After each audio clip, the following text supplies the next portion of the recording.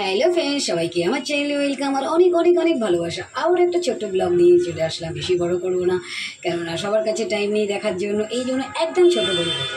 যারা আমার ব্লগ দেখো তারা তো জানোই আমার নাম, আমার পরিচয়।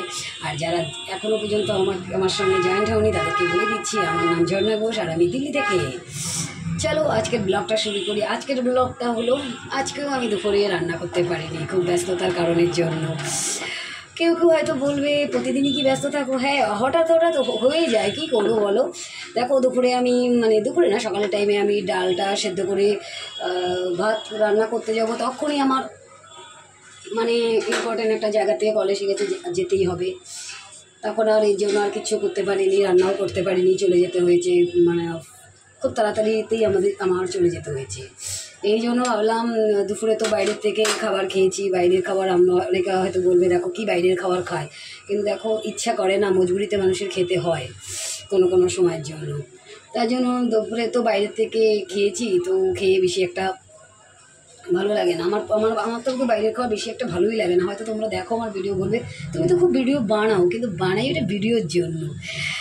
অ্যাকচুয়ালি বলে না, হাতির খাওয়ার দাদ আলাদা, দেখার দাদ আলাদা, সেই রকম ব্যাপার, বুঝেছো। তাই জন্য রাত্রে এখন ডিনারে আমরা কি বানাচ্ছি, একদম সিম্পল বানাবো রাত্রে ডিনারে। তোমার হলো দেখাবো তোমাদেরকে, আলু সেদ্ধ ভাত বানাচ্ছি এখানে। আর ওইখানে দুপুরে তো বলেছিলাম ডালটা সেদ্ধ করে রেখে দিয়েছি, সেই ডালটা এখন আমি সোমবারা দিয়ে নিলাম। তার আলু সেদ্ধ আর ভাত, আর এদিকে ডাল।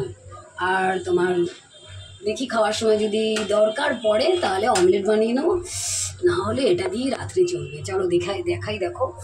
এই দেখো এখানে ভাত হচ্ছে, দেখতে পাচ্ছ কি না, ডাল। আর এখানে দেখো ভাতটা এখনই মাত্র বসিয়েছি। তাহলে চলো, আর বেশি বড় করে বকবক করতে পারছি না। এখন তো তোমার কি বলবো, এত বেশি গরম আজকে 3 দিন ধরে। তোমরা গরম দেখলে তোমাদের মাথাটা খারাপ হয়ে যাবে, ভীষণ ভীষণ অতিরিক্ত গরম। দেখো পুরো একদম ঘেমে একদম জল হয়ে গেছি, কি বলবো।